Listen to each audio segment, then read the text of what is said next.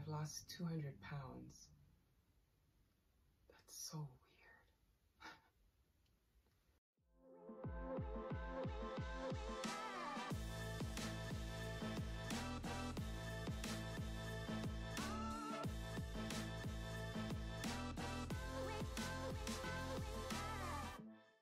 To explain how I got here, I kind of have to explain how I got there, which was close to 400 pounds.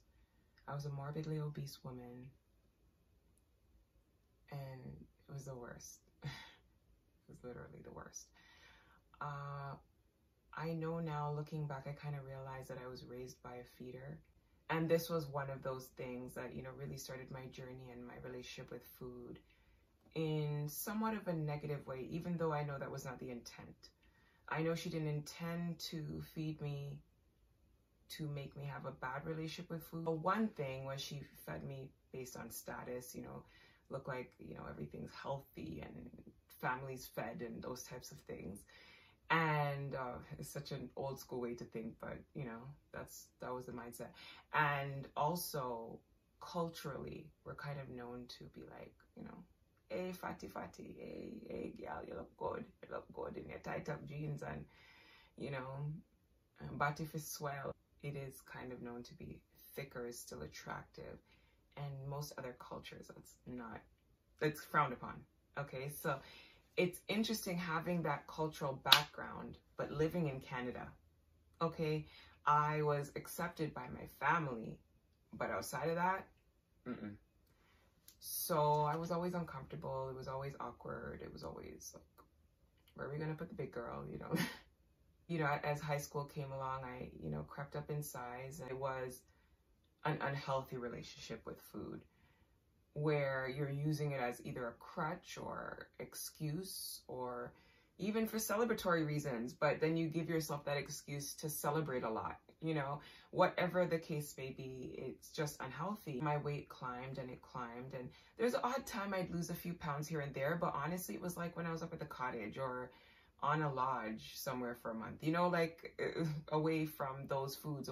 That's when I lost weight, and it would just be a little bit for that little bit of time, and I'd be right back home eating how I was eating before, and I would be right back where I was. Well, I remember, you know, feeling good. At one time we went away, I went away and I was with friends, and food wasn't a #1 priority. I wasn't trying to sneak out some hardo bread. I'll talk on that hardo bread just now too, because Lord of his mercy, I'll speak on the hardo bread. But you know, I wasn't trying to sneak out a hardo bread. I wasn't trying to worry about whatever, you know. And it was just pure fun. We're hanging out. We're going to bed at a certain time. That's another big element. Everything was more structured, and the food choices, I didn't have to even make food choices. You know, meals were prepared for me. The chef was preparing meals. So, you know, having that lifestyle versus going back home and, you know, the family making a home cooked meal, which they know is like very heavy and very dense and very filling, and then you fall asleep and then you wake up and you have another dose. It's such a different lifestyle, sheesh. But that was it, you know. And from there on, my weight climbed. As I became an adult, I had that relationship with food. I made excuses with food. I started working in the core sector of Toronto, and I was taking the train downtown, and now I was being exposed to fast food, and that's where things went super left. Because before I was having dense foods, Caribbean home-cooked meals, or just regular home-cooked meals. It wasn't always Caribbean, like I had pasta and stuff, you know, but just home-cooked meals. And as bad as they were, it wasn't fast food. And we all know the addictions of fast food, the end result of what fast food does to you. And I now incorporated fast food into my life. The thing is, at that time, I didn't see the dangers of it because, as I mentioned, I'm working downtown, I'm hustling and bustling, you know, and I'm on the train, of course, you know, that means I'm kind of getting a little bit of walking in and a little bit of movement. So I didn't notice the effects until later on when I changed careers, and there wasn't a lot of walking anymore. It was a lot of driving and a lot of on the road, but sitting in the vehicle, maybe standing up, but a lot of sitting. And I was eating the same way, and the weight was climbing. I think for a majority of my young adulthood, I probably was at the, 190, it maybe climbed 200, but now I'm 3 something. Poof, like out of nowhere. I'm 3 something. It's just crazy to think of, like how all these little things and these little parts of your life, and it all made sense here, but it doesn't make sense here. And of course, my body's changing, I'm getting older. So all these little elements have changed. And now I'm just looking at myself, and now, I'm mid-30s and I'm pre-diabetic. I'm in pain. I'm huffing and puffing. I can't carry my kit half the time. I need assistance to get certain places. And I felt miserable. I couldn't sleep at nights. I had so many different symptoms of being a morbidly obese woman, and I had not come to terms with it at all. So that's my backstory, and it was terrible. I knew at a certain point I need to start making my presence known on social media, on different platforms, on all over, because advertising in the traditional way wasn't working anymore. It wasn't a thing. It was totally out. So I need to put myself out there. But every time I took a photo, every time I took a selfie, every time I tried to do a little video clip, I hated it. I would delete it. I would take 100. I would take different angles. I tried to take it up here, girls, all the way up so that it would, slim me out, And I did so many things, so many tricks that I knew should work, but I was just too heavy for it to really make that much of an impact in the way I appeared on camera. Not that I was trying to catfish anybody. I just hated the way I looked in that sense. And I've never been a low self-esteem type of person, but I'm realistic. I'm like, that doesn't look good. That doesn't look good. That's not a good look. As a beautician, you want somebody that's beautiful, that's selling imagery. And I don't even want to take an image of myself. The two don't go hand in hand at all. So I really had to come to terms with myself, and I was like, this is not working. I hit the media in a heavy way, and I had no choice but to put myself out there, and I hated it. I didn't have the freedom that I always had to tell a photographer, a videographer to clip that out, cut that one, delete that one, Photoshop that. I didn't have that freedom because it was in the media eye, it was on them, it was on the TV station, it was on their edits and what they were doing, and it was just like, oh man, I hate this. Everything was in everybody else's hands, and I didn't have a hand on what could be edited out or clipped out, so I had to stick with it. And I realized I couldn't go on like this much longer. I couldn't continue to see myself in that way, have people see me in that way. It's a bad look for my business. It's mentally draining on me. It just wasn't it. And for those that know me, I'm very mentally strong. So this didn't make sense for me to decline my mental health just to sustain a body that wasn't sustaining me. So I made a change. So mid-2019, I finally started coming to terms with the fact that I need to do something. I had said it many times, but was I being realistic? No, I really wasn't. So I finally decided, okay, it's time, in 2019. And I found keto. Did I stick with keto? Stay tuned to find out the rest of that. I did dirty keto. Now, as I mentioned, I was into the fast foods. I was doing whatever worked. My schedule had gotten crazy. I didn't think business was going to do what it did, but it did. And I became so busy. I wasn't eating, I wasn't thinking, I wasn't breathing. It was just what can satiate me or make me think I'm satiated for a very short period of time sometimes. But whatever filled me up the most in that period of time that I have allotted to eat, if it's a break time, if it's on the way home from work, but wherever I could fit in that food is where I fit it in. And if it meant one time a day of having the worst thing versus little snacks everywhere. I don't like eating in front of clients. I think that's so disrespectful and unsanitary. So because I have that mindset, it was like a no for me. So I always wanted to eat after I was done. I didn't want to get sluggish, so I would eat after. Again, now knowing what I know, I wouldn't be sluggish if I had the right food. I'm having the wrong food. So I want to finish the whole day. It may be 8 p.m. It may be 1 a.m. before I see that food. And I'm going to scarf that food down. And there's going to be a lot of it. And it's going to be all calorie dense. And it's going to be terrible. But I'm going to love it because I worked for this food. That's how I felt. I felt I worked for this food. I deserve this food. I'm winning this food. You know, if I got a tip that day, I'd be like, this tip is going to my food. I earned it. This makes it make sense to me, right? No. So I found keto and I dirty ketoed. So I was still eating the same foods. I would just take off a bun, get rid of the fries. I wasn't a soda person to begin with, so that didn't make a difference. So it was just like water or maybe an iced tea or something. I'm not saying I never had soda, but I wasn't a soda person. But what I did do was I generally had like a combo, whatever drink or water, and then maybe like a muffin, a carrot muffin. And that would be the meal. It would be like a double quarter pounder. But now with keto, I was like, I'm going to be smart. I'm not going to have the bun or the fries. So that means I'm healthy now. It was so dirty. And I know sometimes we get away with dirty keto and some people have no choice. There's those times we're stuck in a bind and that's what it is. It didn't work for me. At least not at that weight. I haven't tried it recently. I don't really have a desire to try it. I just try to make sure my days are structured well. But it didn't work. Then I kind of slowly started getting into salads. I was like, that's got to be healthy. I'll just make the salad very filling. You know, I'll add things that are healthy, add maybe some nuts in there, a little bit of whatever I got to add, you know, and it worked to some degree. I felt clean. My digestive tract felt clean. Like I felt good. I was sleeping a little better, a little bit more energized, but I wasn't seeing results. I felt more energized to do my work, but not enough to put in a workout. Now, mind you, I was still heavy. So obviously I wasn't expecting to be, you know, running around the block 70 times, but it still wasn't it. I could tell, I could feel it. And then 2020 hit.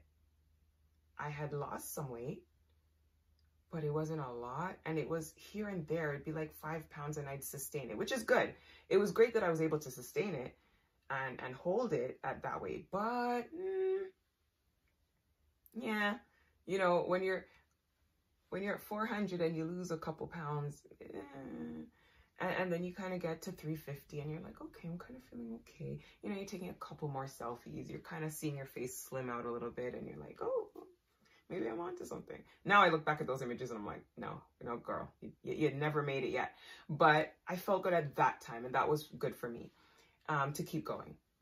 And, you know, I kind of hit the threes, you know, and then that's when I was like, oh my gosh, I'm about to see a 2. I was like, what?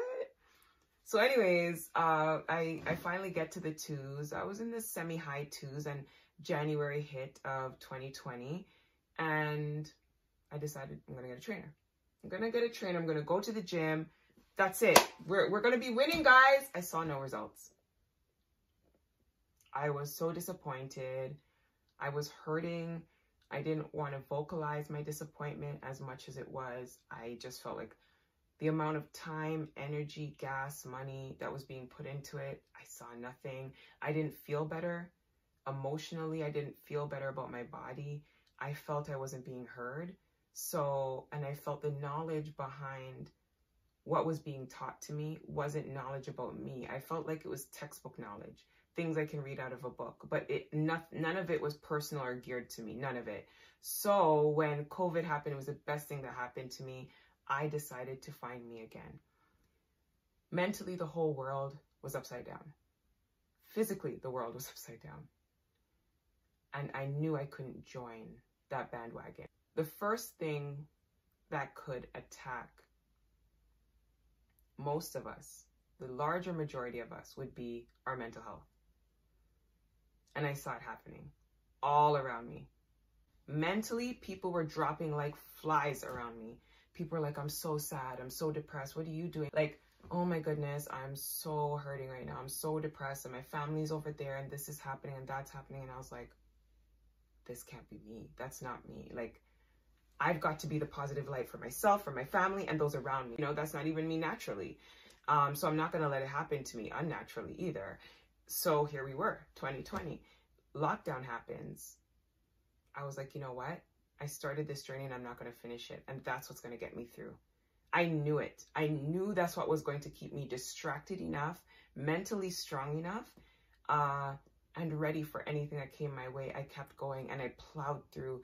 I went online. I did so much research, hours and hours, while sitting here, while preparing my meals, watching videos, figuring out things, looking at I had, a little bit of a science background, really thinking of things like, scientifically, does that make sense? Okay, no, that doesn't make sense. Not for me anyway. So let me gear this. And I found keto OMADing. OMAD is a 1 meal a day. It's very restrictive sounding. But when I tell you, it satiated me and it made me happy. For my journey, it was 100% what I needed to do. I had naysayers left, front, and center, and I still do. But it didn't matter. This was a me thing. And I have to name drop. Obese to Beast said something and it hit home, because I totally agree, but I disagree. Because I love his philosophy. I love what he preaches. I love what he pushes, like literally. But the one thing I was like, okay, we disagree there. But at the same time, in a healthy way, I totally agree with him, because at the end of the day, it's calories in, calories out, no matter what you do, no matter what your choices are. But there was one disagreement I had where it was like, get your mind right. And he was saying, well, you don't really have to start off with getting your mind right. But I agree, you don't really have to. But then I'm also on the standpoint of like, you almost have to. Because even though I'd started this journey quite some time ago, did I really go anywhere with it? Yeah, I lost a few pounds, but I still would have been technically morbidly obese until my mind got right. Now I'm beyond my goal weight. I myself have watched so many things in my lifetime, and infomercials, TV, everything. If I can do it, you can too. And I'm like, shut up. No, I can't. I'm going to be big forever. This is my life, and this is the way it's going to be.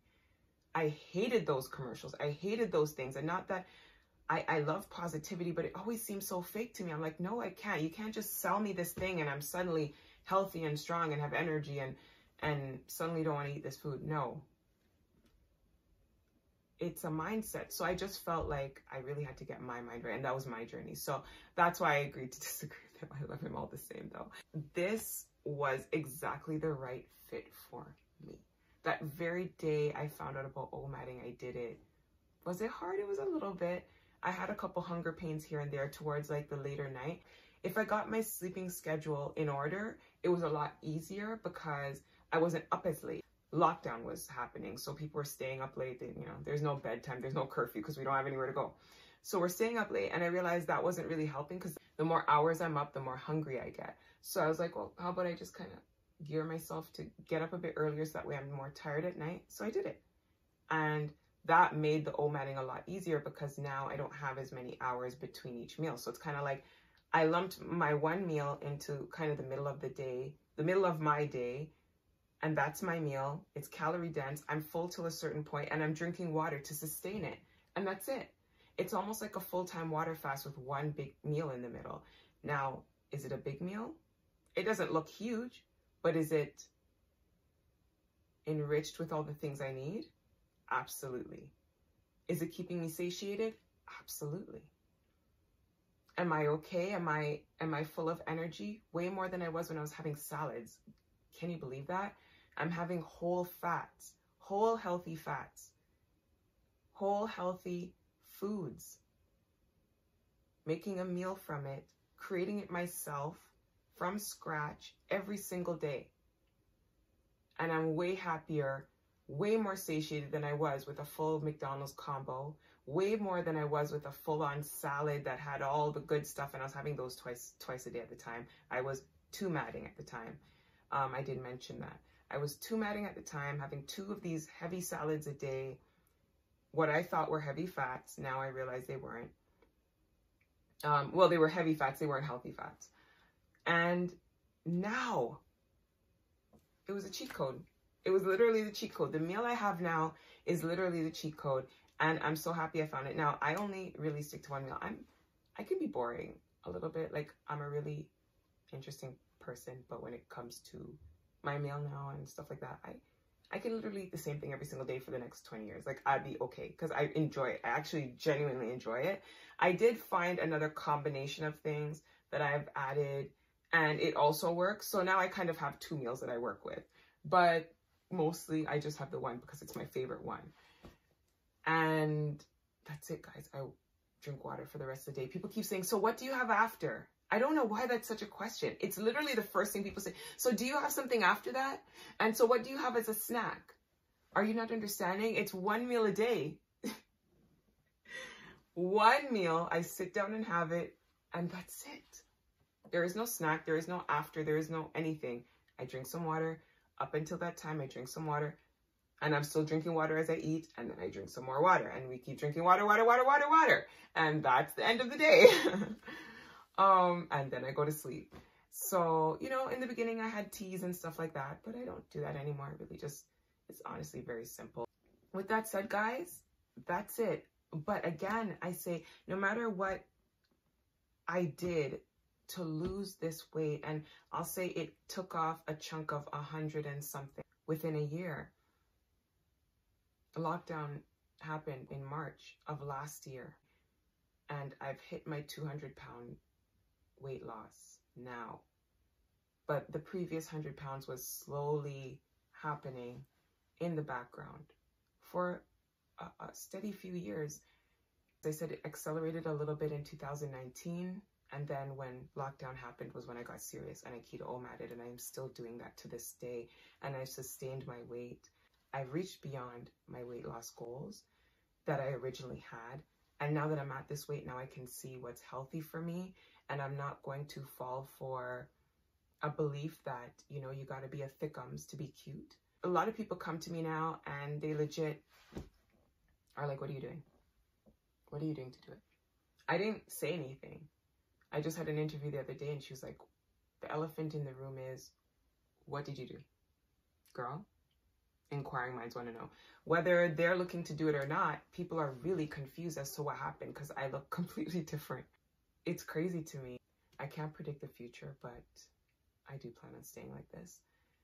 I do plan on staying healthy. I've thrown away all obese clothes. I've changed things around so that it would never be the way it was. I would never get comfortable again. And I'm just accountable. I'm mentally strong. Anyone that knows me, like, not a lot phases me. Like, I don't know how to be phased half the time. Like, I'm like, okay, anyways, next. So I was ready for this. Not everybody's ready for this. And that's why I say if anyone hits me up for any kind of help or coaching, I don't scream OMAD down your throat. I don't scream keto down your throat. I'm like, where's your head at? What do you really want to do? What is this for? What are your goals? Your why is one of your best reasonings to do what you need to do and get it done. Mine was the love of the people around me, right? Myself was a part of that. And I knew once I was right, everything would follow. And I know when I put my mind to something, I win. So this had to be a win. Those that know me, it's winning season. I take nothing less. Anyone comes to me, I'm going to be on you. I'm going to be on you, but I'm not going to force a certain fad, as they call it, or a certain restrictive diet on you. I'm not going to do that. I'm just going to help you, maybe help you be accountable, maybe be that friend you need. But other than that, if you need tips from me, I'll definitely give you tips on what I did. I'll definitely give you, you know, that kind of love and coaching that you may need. But beyond that, I'm not going to force anything down anyone's throat. If they really want to do it and that's what they want to do and they feel it fits, or they tried it for a week and it works, boom.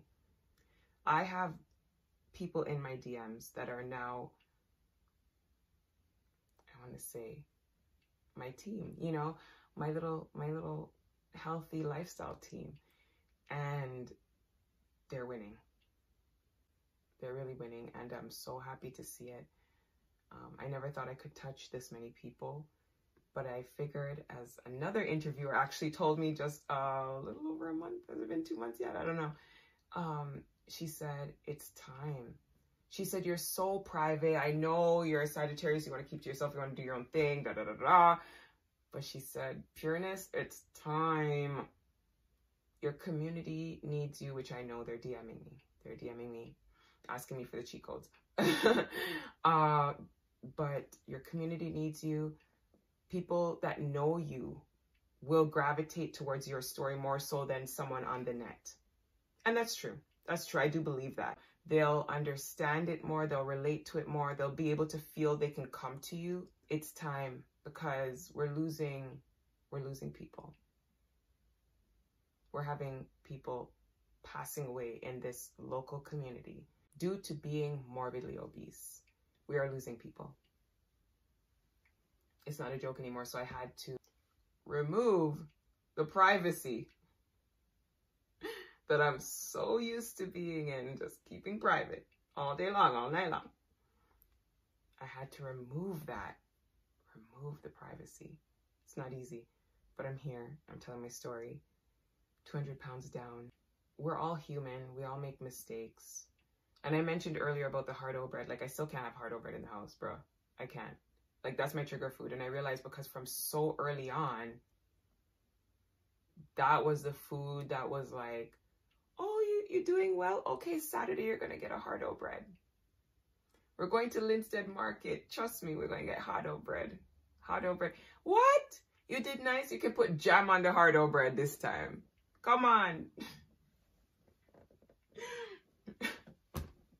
It was such a thing. It was like, what? Today you did so good. Lord of His mercy. You did so good, Pandites, Lord. And, you know, Jamaican parents, but they're Canadian, but they try to speak twang. If you know what twang is, it's kind of like you're not trying to be Jamaican. You're trying to be more like stocious and uppity. So you're going to speak kind of like, you're going to kind of speak patois, but in a Canadian accent because you're trying to be extra and you're trying to seem high class. So it's like, yes, my love. You're going to get hard-o bread on Saturday. Saturday, you're going to get hard-o bread. You're doing so good. So it was like this treatment food. Like, forget pies. Like, what is a pie? I want some hard-o bread and some Horlicks. Milo. Give me some Milo and hard-o bread, you know? Like, oh my gosh. Milo, hard-o bread, and some Beres ham, and that's a perfect Saturday. Trust me. That's like, what gets better than that? Yo, I'm so Jamaican and old school. Like, that doesn't even make sense at this point. Anyways, moving right along. So yeah, like, we're all human. We all make mistakes. And even right now, I look at it and I understand that that may be my trigger food. So I'm just not going to accept it into my home. And if I do, it's like a major day where it's like, okay, we're just having this and that's it. And there's no more left. And I'm not thinking about it like a week later. And then I want to binge on it or something crazy. So, you know, you just understand yourself and get there. And I think you guys can do it. And the reason I lead up to this is just to say, like, I've always called my fans or my followers or whatever you want to call it, real ones. I've always labeled people who are kind of around me as real ones. And the reason I say that is because real recognizes real. If you're here, that means you must be a real one. You must be recognizing that I'm being real with you. I am real and I'm here for you guys. And, you know, be real with yourself now. It's time to be real with yourself. Are you ready? Are you not? If you are, jump on. If you're not, get your mind right and let's do this. It is winning season. It will always be winning season. You've got to pick up the mindset. Keep positive, keep loved, and just be strong for yourself and everything will follow. I wish you guys the best and thank you for joining me on my journey for the most part, at least the story of my journey.